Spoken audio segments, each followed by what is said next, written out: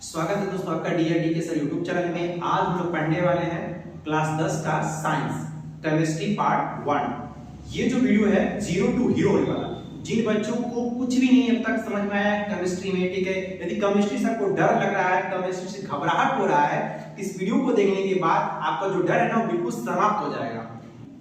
इस वीडियो में वो सभी टॉपिक्स कवर करेंगे जो ऑब्जेक्टिव और जो सब्जेक्टिव बोर्ड में पूछे जा सकते हैं और आप उसको बहुत ही सरल तरीके से प्रश्न को हल कर सकते हैं। तो चलिए इस वीडियो को स्टार्ट करते हैं। अभी बात कह दिया जाए कि अभिक्रिया क्या होता है। तो अभिक्रिया एक प्रकार का परिवर्तन है। परिवर्तन जो होता है दो प्रकार का होता है, एक होगा भौतिक परिवर्तन, एक होगा भौतिक परिवर्तन, दूसरा होगा रासायनिक परिवर्तन।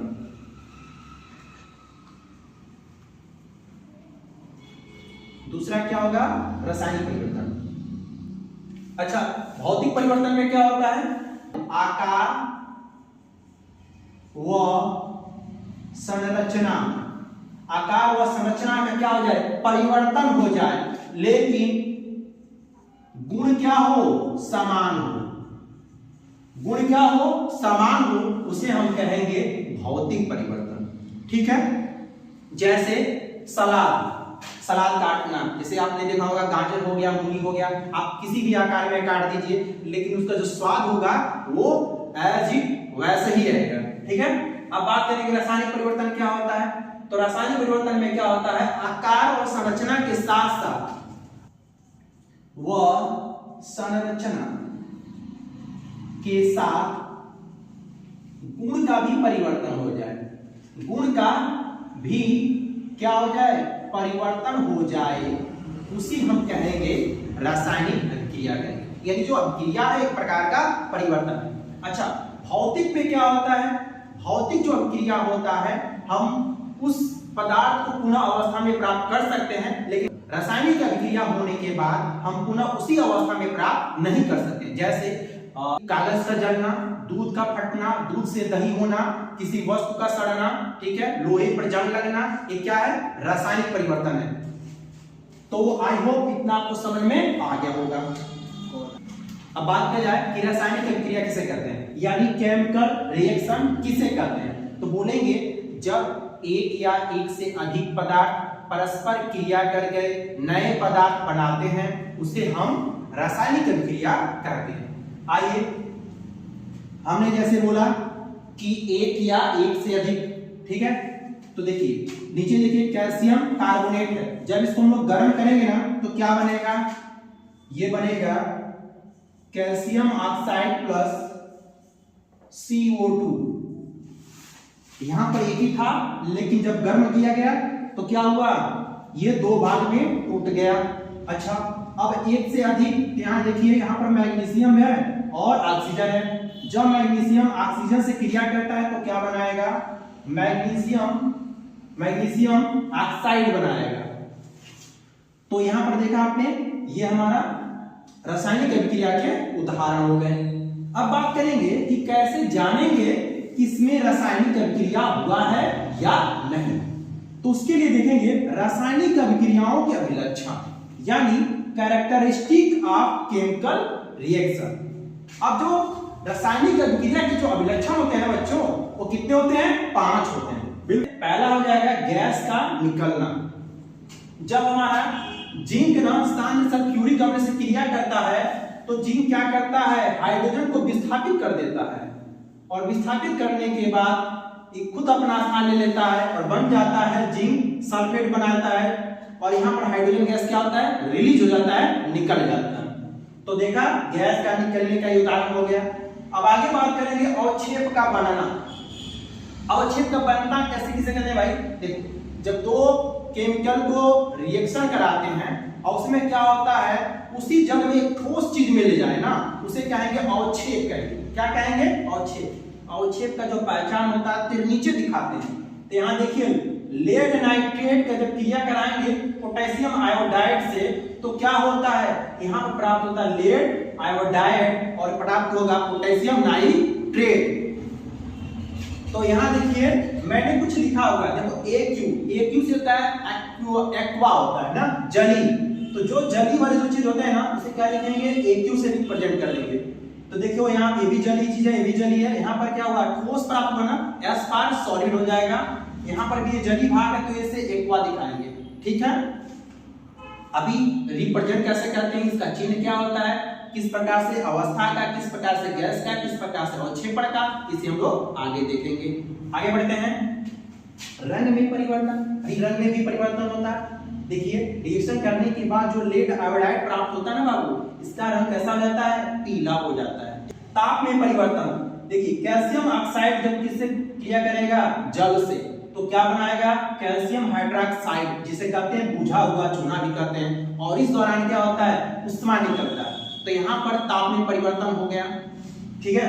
पहले इसका ताप कुछ और था, लेकिन जब इसके जल के साथ क्रिया किया तो ताप में परिवर्तन ऑटोमेटिक हो जाता है। भाई चूना आपने डाला होगा जल में तो क्या होता है, गर्म हो जाता है ना, ताप में परिवर्तन आ जाएगा।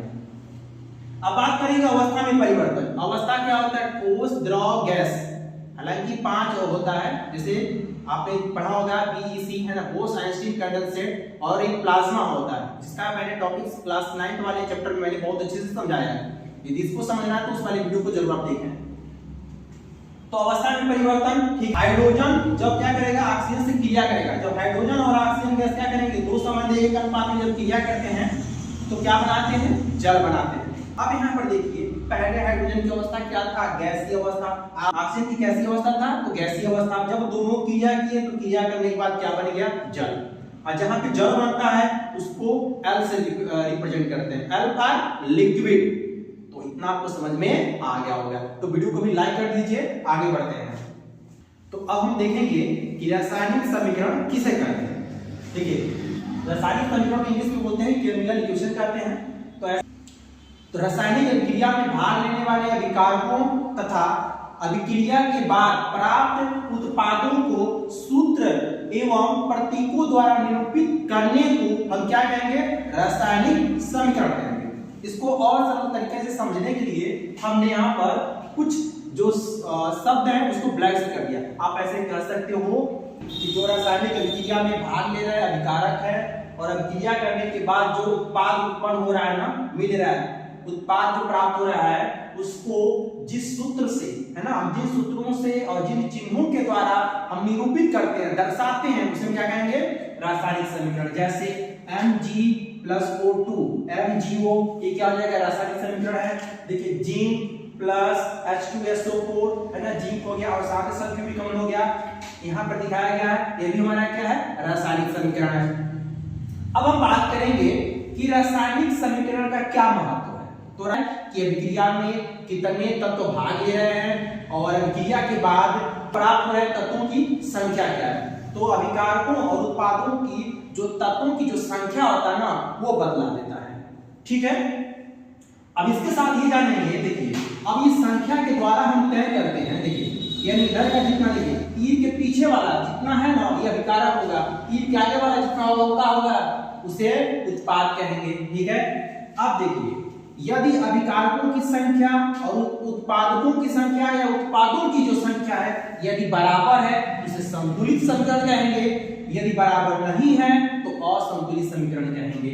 यहाँ पर देखिए मैग्नीशियम की संख्या 1 है, मैग्नीशियम की संख्या 1 है, यहाँ पे ऑक्सीजन की संख्या 2 है, यहाँ पे ऑक्सीजन की संख्या 1 है, अतः इसे क्या कहेंगे, असंतुलित समीकरण कहेंगे। कैसा हो जाएगा, ये हो जाएगा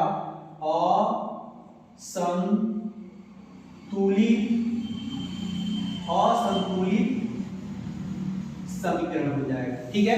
अब यहाँ पर आइए, जिंक की संख्या इधर भी 1 है, अभिकारक में भी उत्पाद में भी 1 है। यहाँ पे हाइड्रोजन की संख्या 2 है, यहाँ पर हाइड्रोजन की संख्या 2 है, सल्फर की संख्या इसमें भी 1 है, उत्पाद में भी 1 है, ऑक्सीजन की संख्या इसमें 4 है, इसमें भी ऑक्सीजन की संख्या 4 है। अतः देखिए अभिकारकों में भाग लेने वाले तत्वों की संख्या और उत्पादकों में तत्वों की जो संख्या है दोनों क्या है, बराबर है। अतः इस समीकरण को हम कहेंगे संतुलित समीकरण कहेंगे। क्या कहेंगे बच्चे, संतुलित समीकरण कहेंगे, संतुलित समीकरण, ठीक है। बहुत बढ़िया से, आई होप आपको अच्छे से समझ में आ रहा होगा। आगे बढ़ते हैं। अब हम जानेंगे रासायनिक समीकरण को संतुलित करना, है ना।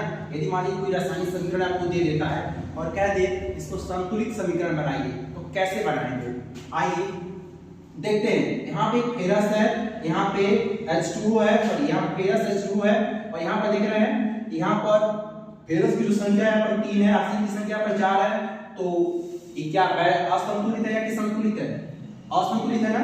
कैसे बनाएंगे, आइए तो पहले हम देखेंगे अभिकारक में जो फेरस वगैरह इधर जितने भी तत्व भाग ले रहे हैं अभिकारक को, सबसे पहले उसको आप नोट करिए। फेरस है, हाइड्रोजन है, ऑक्सीजन है। सेम यही चीज आगे कर दीजिए, उत्पाद में भी तो यही मिलेगा, अरे भाई जो भाग ले रहा वही तो मिलेगा। यहाँ पर नोट कर दीजिए Fe हाइड्रोजन O।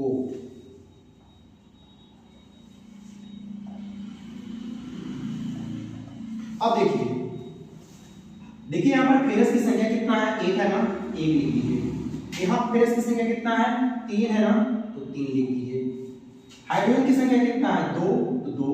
ऑक्सीजन की संख्या 1, तो 1। यहाँ पर आइए, हाइड्रोजन की संख्या 2 है, ऑक्सीजन की संख्या 4 है, तो 4 लिख देंगे। यहाँ पर देख रहे हैं केवल एक हाइड्रोजन ही संतुलित है, केवल हाइड्रोजन की संख्या ही बराबर है, बाकी फेरस और ऑक्सीजन की संख्या क्या है, भिन्न भिन्न है। तो यहाँ पर कैसे करेंगे, आइए बताते हैं। पहले आप जैसे इस समीकरण है ऐसे लिख लेंगे, या P थोड़ा दूर रखेंगे, H2O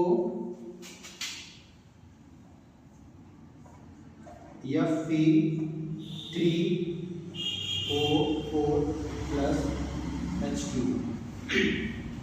थोड़ा दूर लिख लीजिए। ये बताइए यहाँ पर 3 है ना, तो हम इसमें कितने से गुणा कराएं, यहाँ पर 3 हो जाए तो 3 से, तो यहाँ पर लिख देंगे 3, है ना। साइड में गुणा करना, नीचे नहीं लिखना है, सफिक्स में नहीं कराना है, साइड में गुणा कराना है। 3 हो गया, ये 3 हो गया, चलो एक काम, ये फेरस हमारा बराबर हो गया, तो यहाँ पर हम करा देंगे गुणा 3, ये भी बराबर, ये भी बराबर हो गया। ऑक्सीजन की संख्या कितना है, यहाँ पे 4 है, तो यहाँ पर किससे गुणा कराएंगे, 4 से। किससे गुणा कराएंगे, 4 से। सबसे पहले अगर कोई समीकरण संतुलित कर रहा है ना, तो ऑक्सीजन और हाइड्रोजन को सबसे पहले करिए, बाकी जो होते हैं ऑटोमेटिक धीरे धीरे संतुलित में आ जाते हैं। इस तरह तरीका है हाइड्रोजन और ऑक्सीजन को पहले करने से जो समीकरण संतुलित करने में आता है सरल हो जाता है। तो 4 से गुणा कराएंगे, तो यहाँ पर 4 से गुणा करा दीजिए। अब यहाँ पर हाइड्रोजन की संख्या कितना हो गया, 8, यहाँ पर कितना है, 2 है ना। अब बताइए यहाँ पर कितना लिखें कि 2 से गुणा करने पर 8 हो जाए, तो 4 गुना 8। अब बताइए यहाँ पर हमने गुणा कर दिया 4, तो यहाँ पर भी क्या हो गया, 8। अब देखिए फेरस की संख्या इधर भी 3 है, इधर भी 3 है, हाइड्रोजन की संख्या इधर भी 8 है, उधर भी 8 है, ऑक्सीजन की संख्या इधर 1 है, सॉरी यहाँ पर 4 लिख रहा है ना, तो 4 से लिखना पड़ेगा 4। देखिए 4 से गुणा करें, इधर भी 4 उधर भी 4, अतः हम क्या कहेंगे, ये समीकरण में क्या हो जाएगा, संतुलित हो जाएगा। दोनों क्या हो गए, बराबर हो गए, अतः यह समीकरण संतुलित है। ठीक है, एक और चीज, असंतुलित समीकरण को हम कंकाली ढांचा समीकरण भी कहते हैं। क्या कहते हैं, असंतुलित समीकरण को हम लोग कंकाली ढांचा समीकरण भी करते हैं। तो इतना समझ में आ गया, चलिए आगे बढ़ते हैं।